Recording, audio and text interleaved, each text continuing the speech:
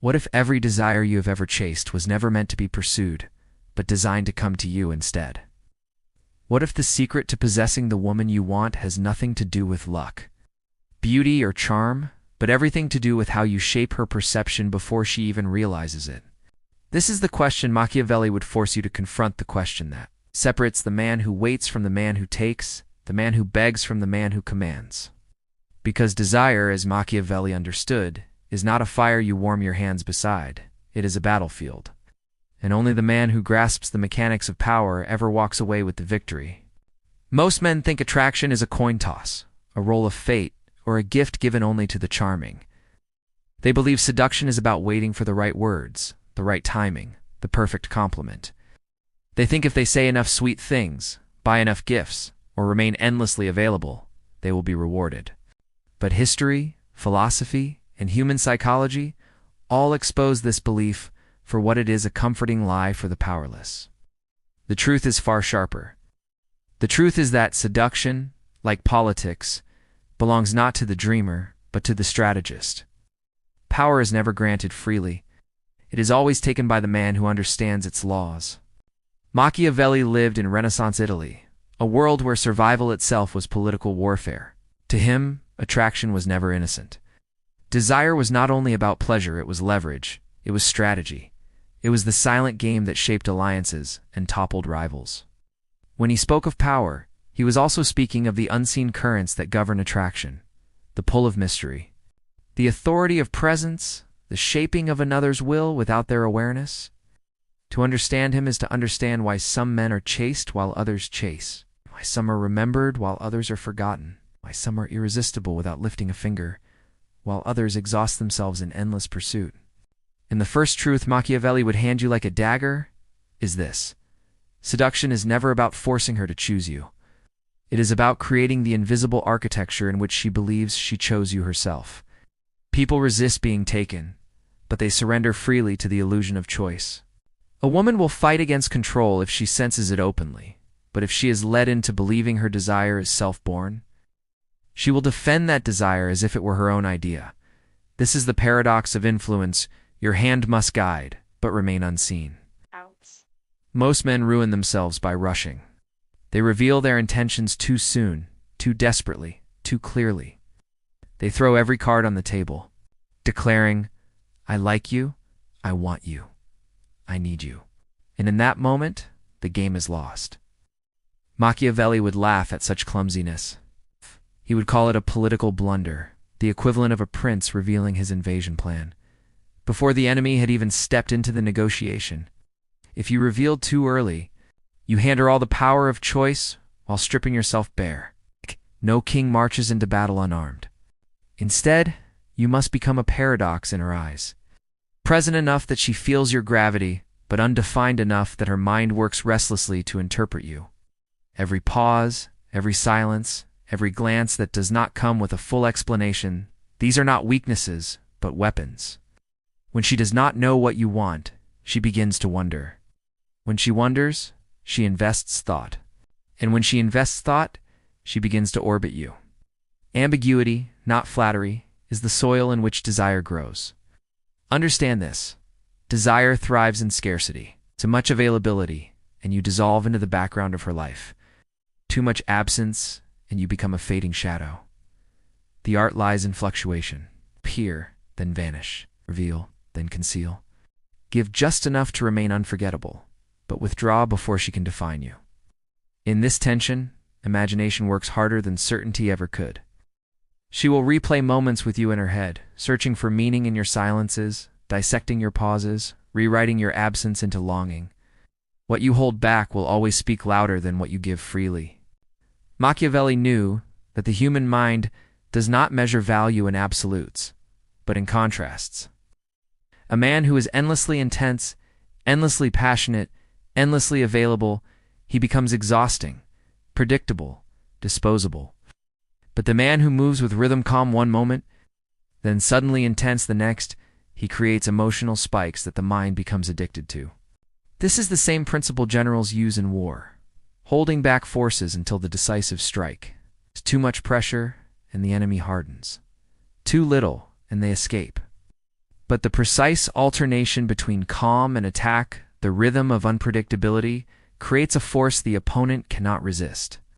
In love, it is no different. And yet, all of this is meaningless without command of your own frame. Most men step into interactions as guests in another's world. They adapt, they bend, they seek approval, waiting for cues, like servants at someone else's table.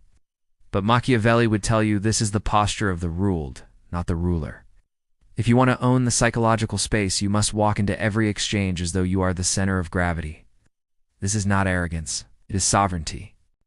Your words, your silences, your movements, all of them, must carry the quiet authority of someone who does not seek permission to exist.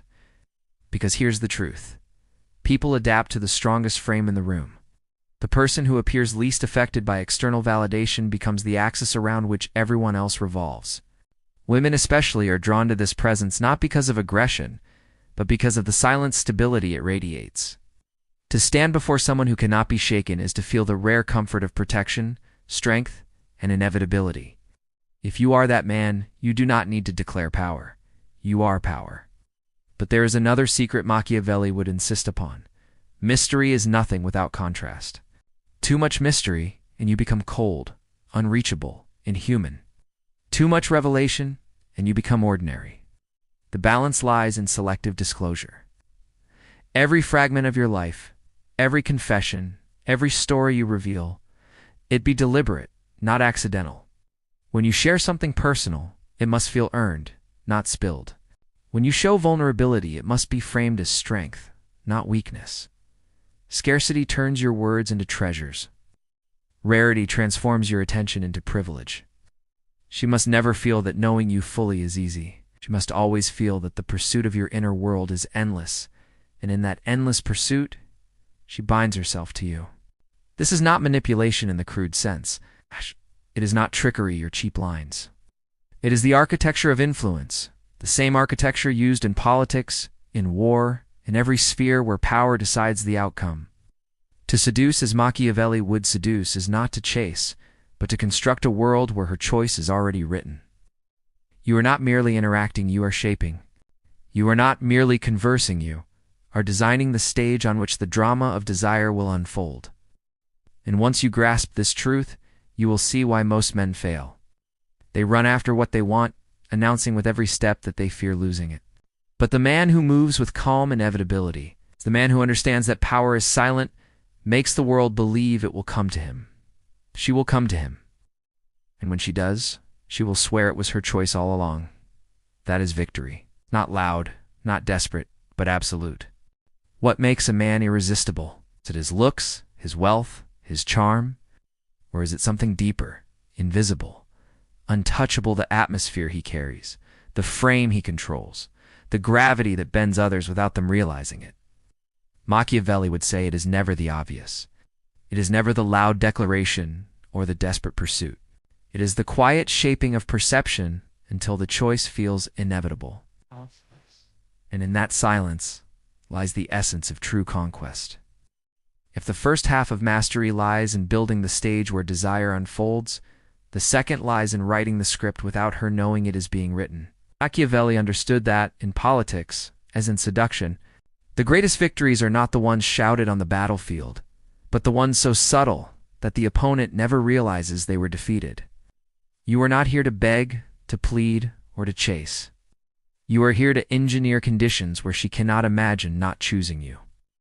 The first paradox you must embrace is this: the more you appear to need something, the less power you have to obtain it. Desire that is dependent, loud, or desperate loses its allure.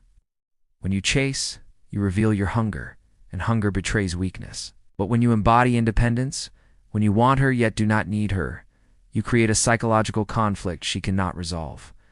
She senses your attraction, but she also senses your sovereignty. That tension makes her lean closer, wondering why her validation is not required. Humans are wired to crave what they are not sure they can have. The moment she feels her place with you is uncertain. Her curiosity transforms into pursuit. This leads us to the second principle, the economy of attention. Most men bankrupt themselves by scattering attention like loose change. They shower it on beauty, on availability, on every fleeting desire. But Machiavelli, who treated politics like finance, would see this as ruinous. Attention is currency. Its value is not in its abundance, but in its scarcity. When you give it deliberately, sparingly, strategically, it multiplies in power. A man who gives every woman attention is worth nothing. But a man whose focus is rare makes every glance, every word, every silence carry weight. When you look at her with intensity, it must feel like sunlight piercing clouds, brief, unforgettable, and addictive. When you withdraw that attention, the absence must echo like a sudden winter after summer's warmth. This oscillation, the rhythm of presence and withdrawal, creates dependency, not through force, but through contrast. The third truth is mastery of the emotional mirror. People unconsciously calibrate themselves to the emotions around them. If you remain calm in the face of her storms, steady when she tests you, unshaken when she pushes or withdraws, you become her emotional anchor. Slowly, she begins to orbit around your composure. If she is chaotic, your calmness becomes her stability. If she is calm, your slow intensities ignite her. In time, she begins to measure herself against you without knowing it. Once she sees you as her fixed point, even her rebellion bends back toward you.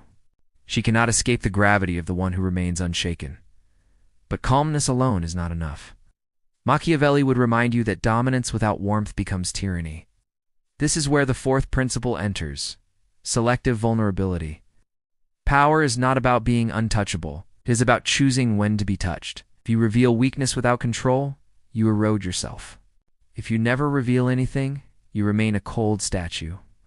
The balance lies in calculated exposure. Tell a story of pain, but frame it as the forge of your strength. Confess something personal, but make it rare, deliberate, and timed. Each reveal should feel like a privilege, not an accident.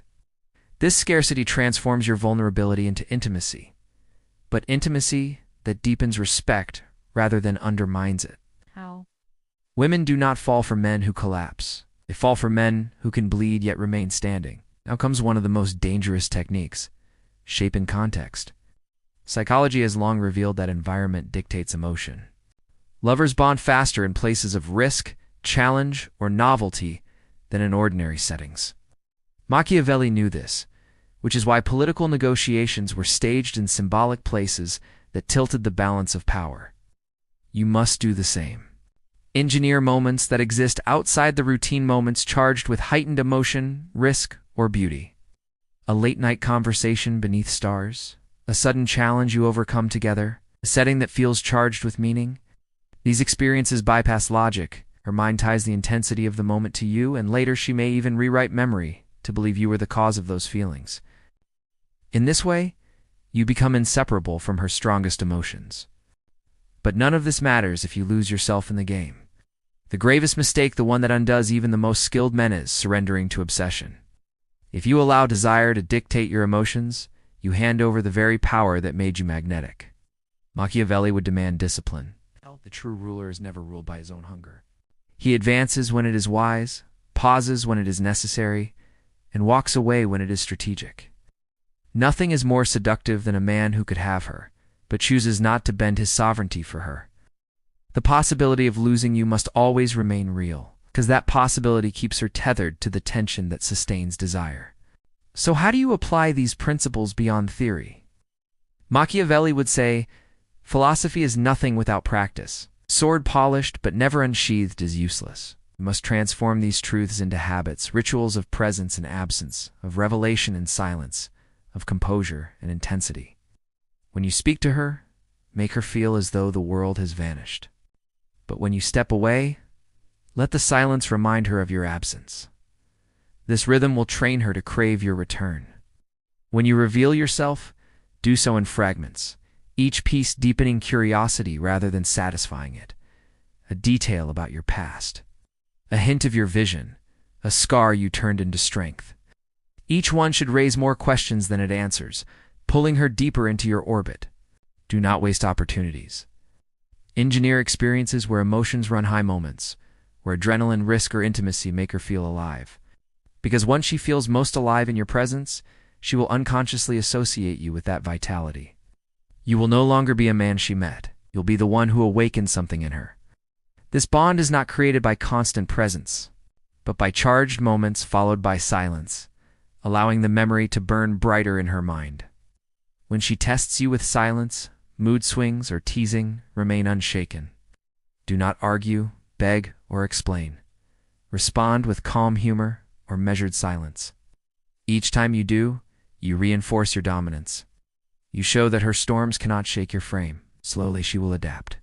Her chaos will orbit your calm, and in that orbit, she will tie herself to you. Practice the strategic withdrawal of attention. If she grows distant, do not chase. Step back. Reduce your investment quietly. The absence will sting more than any words could. She will feel the sudden scarcity, and scarcity always increases value. It will force her to reconsider. It will remind her of what she risks losing. And above all, hold on to the final weapon, the willingness to walk away. This is not a trick. It is the quiet truth that powers everything else. If she believes you cannot walk away, she owns you. But if she senses even faintly that you could leave and remain whole, she is bound to you. Independence is the strongest aphrodisiac. A man who does not beg to stay is a man she cannot stop trying to hold on to.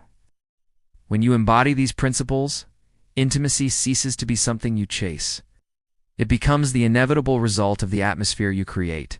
Women will not merely want to be near you, they will need to be, because your presence reshapes their perception of themselves. You are no longer the man pursuing her story. You are the frame in which her story unfolds. Machiavelli's brilliance lay in this. He knew the battlefield was decided long before the fight began.